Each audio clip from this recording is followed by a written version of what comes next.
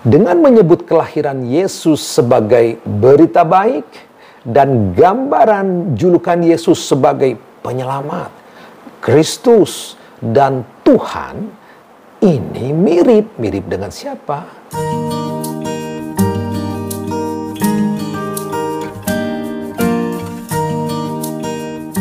Shalom, sekarang kita masuk episode ke-43 dan di episode ini kita akan menceritakan kisah tentang kelahiran Yesus Sang Raja. Episode ini secara khusus saya dedikasikan untuk mama saya yang baru saja berpulang ke rumah Bapa. Di Lukas 2 ayat 1 berbunyi demikian. Pada waktu itu Kaisar Agustus mengeluarkan surat perintah menyuruh mendaftarkan semua orang di seluruh dunia. Dengan ini Lukas menerangkan mengapa kelahiran Yesus terjadi di Bethlehem. Karena pencatatan penduduk itulah Yusuf dan Maria yang hamil tua berangkat dari Nazaret ke Bethlehem. Kelahiran Yesus di kota Daud berlangsung dalam rangka sejarah dunia.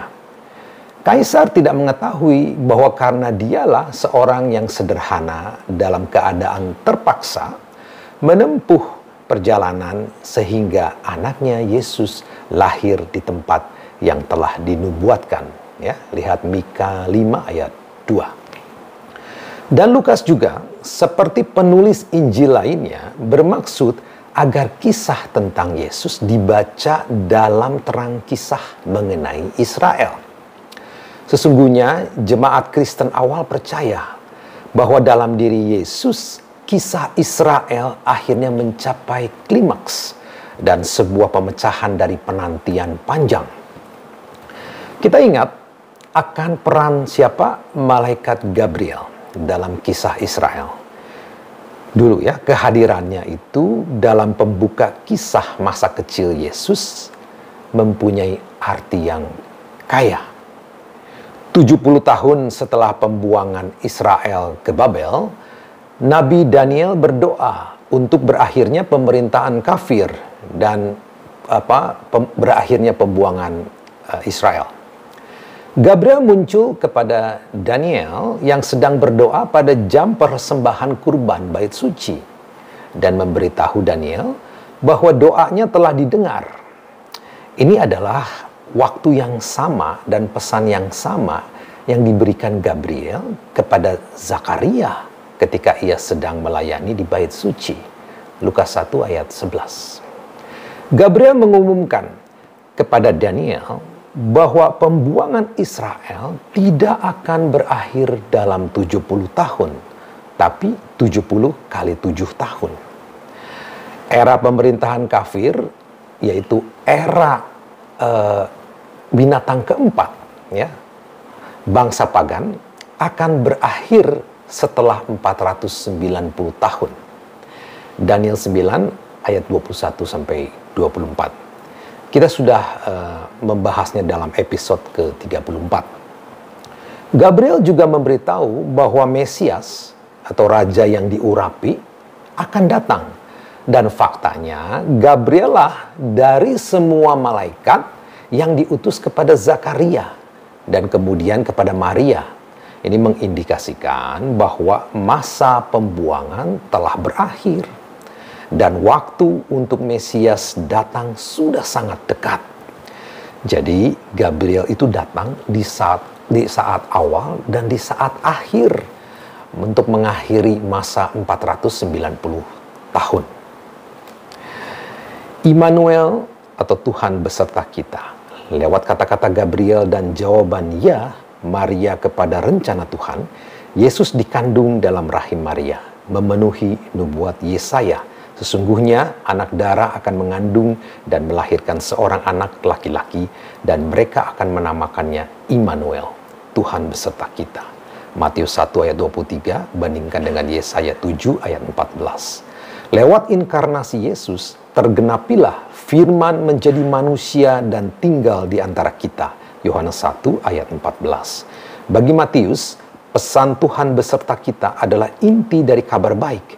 Ia tidak hanya memulai Injilnya, yang mengilustrasikan Yesus sebagai pemenuhan nubuat akan julukan Immanuel, tapi juga mengakhiri kisahnya dengan tema yang sama, tergambar dalam kata-kata penutup Injilnya, "Aku menyertaimu sampai akhir zaman." Matius 28 ayat 20. Gabriel menggambarkan anak yang akan dilahirkan Maria itu sebagai Raja dan Mesias. Ia akan menjadi besar dan akan disebut anak Allah yang Maha Tinggi. Dan Tuhan Allah akan mengaruniakan kepadanya tahta Daud, bapa leluhurnya. Dan ia akan menjadi raja atas kaum keturunan Yakub sampai selama-lamanya, dan kerajaannya tidak akan berkesudahan. Ya, Lukas 1 ayat 32 dan 33. Yesus memenuhi baik perjanjian yang dibuat untuk Daud bahwa keturunannya akan memerintah selamanya dan menjadi anak Allah. 2 Samuel 7. Dan juga perjanjian yang memenuhi perjanjian bahwa nama Abraham akan menjadi besar dengan dinasti kerajaan. Kejadian 12 ayat 1 sampai 3 dan 17 ayat 6. Proklamasi kerajaan ini dikonfirmasi ketika Elizabeth menyalami Maria, sang tabut perjanjian baru yang mengandung Tuhan dalam rahimnya, dan berseru, "Diberkatilah engkau di antara semua perempuan, dan diberkatilah buah rahimmu." Siapakah aku ini sampai ibu Tuhanku datang mengunjungi aku? Lukas 1 ayat 42 dan 43.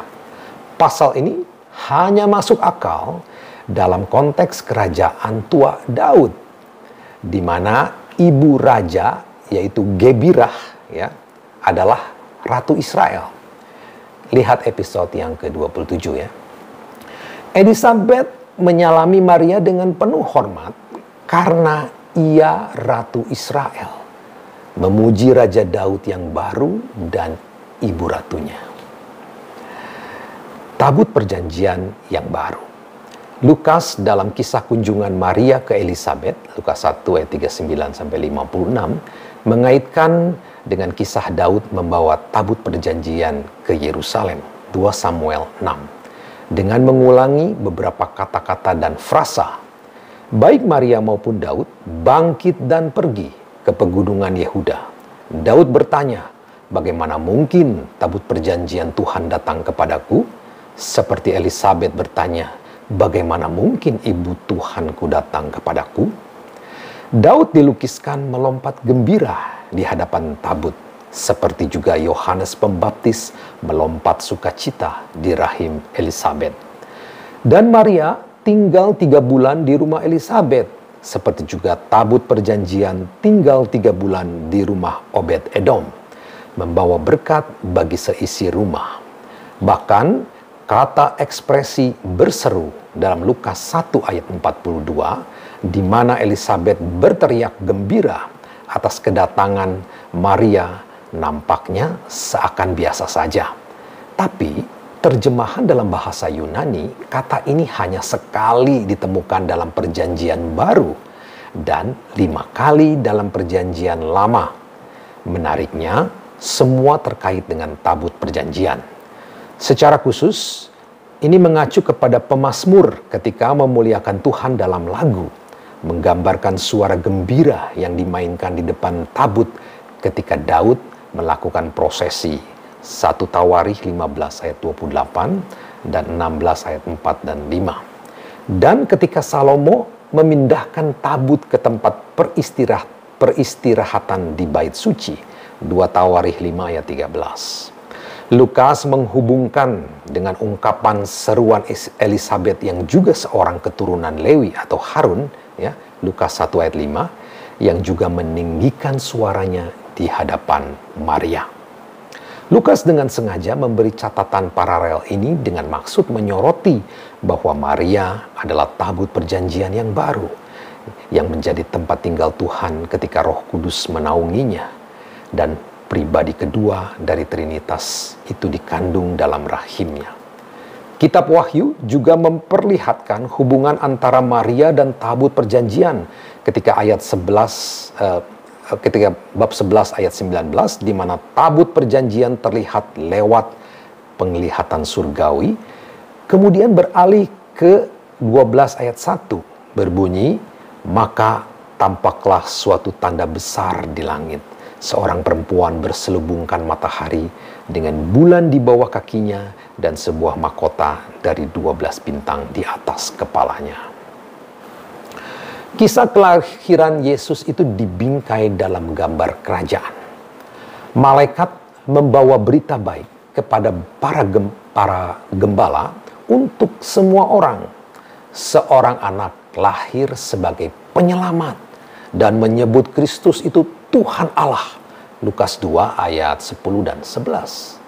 Dengan menyebut kelahiran Yesus sebagai berita baik dan gambaran julukan Yesus sebagai penyelamat, Kristus dan Tuhan, ini mirip dengan siapa? Dengan kaisar. Maka ini bersifat subversif, ya, artinya seakan melawan kaisar. Nah, ini perhatikan ya, background ini penting nanti untuk memahami ayat-ayat nanti berikutnya. Lukas menyoroti sebuah ironi di mana sensus dari Kaisar Agustus itu mengarah kepada peristiwa pemenuhan kenabian Yesus yang lahir di Bethlehem, kota Daud. Kehendak Kaisar itu berada di bawah rencana Tuhan yang lebih besar, menunjukkan bahwa ada penguasa yang lebih besar dari Kaisar, di mana rencana jangka panjangnya sedang dieksekusi. Ketika orang Majus datang ke Yerusalem mencari raja Yahudi yang baru lahir, yang tanda-tandanya terlihat di langit, seperti ramalan dan nubuat Bileam, Bilangan 24 ayat 17, mereka bertemu Herodes yang sudah tua di masa terakhirnya.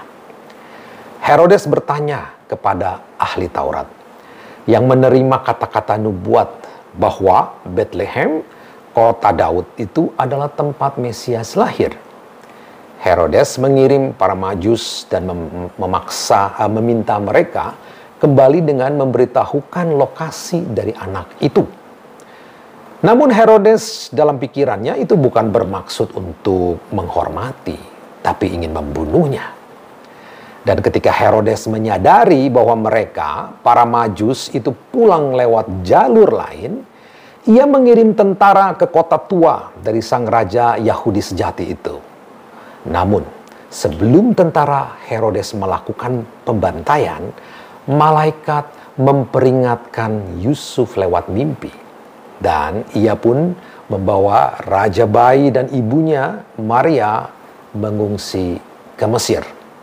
Kisah mengungsi ke Mesir ini mengingatkan perjalanan ke Mesir terdahulu ketika anak Yakub, Yusuf, menyediakan perlindungan untuk anak-anak Israel di Mesir. Sekarang Yusuf membawa Yesus, Israel baru, juga berlindung ke Mesir. Tidak ada kisah atau perbuatan dari masa kecil Yesus yang dicatat dalam kisah singkat ini. Tapi rencana perjalanannya mengisyaratkan bahwa tanda-tanda dan keajaiban akan segera menyusul. Lukas 2 ayat 7. Dan ia melahirkan seorang anak laki-laki, anaknya yang sulung, lalu dibungkusnya dengan lampin dan dibaringkannya di dalam palungan karena tidak ada tempat bagi mereka di rumah penginapan. Kata sulung di sini tidak merujuk kepada deretan angka, melainkan suatu kualitas teologis terkait hukum Israel, di mana dalam peraturan tentang Paskah, Tuhan mengatakan kepada Musa, "Kuduskanlah bagiku semua anak sulung, baik pada manusia maupun hewan. Akulah yang mempunyai mereka." Keluaran 13 ayat 1. Ini memberi isyarat bahwa Yesus secara khusus dimiliki Allah. Ini tidak dimaksudkan bahwa Maria itu memiliki anak yang lain, karena Yesus adalah anak tunggal. Yohanes 1 ayat 18. Kata palungan ini adalah tempat makan binatang. Bandingkan dengan Yesaya 1 ayat 3. Lembu mengenal pemiliknya, tetapi Israel tidak, Keledai mengenal palungan yang disediakan tuannya, tetapi umatku tidak memahaminya. Dengan kehadirannya di palungan, di kandang, manusia baru diharapkan mulai mengerti. Palungan secara harafiah ditafsirkan bahwa sejak kelahirannya, Yesus tidak masuk bidang yang di dunia ini dianggap penting dan tidak memiliki kuasa. Yang justru yang tak penting itu dan tak berdaya membuktikan kelak bahwa dialah penguasa sejati yang lahir dalam kesederhanaan.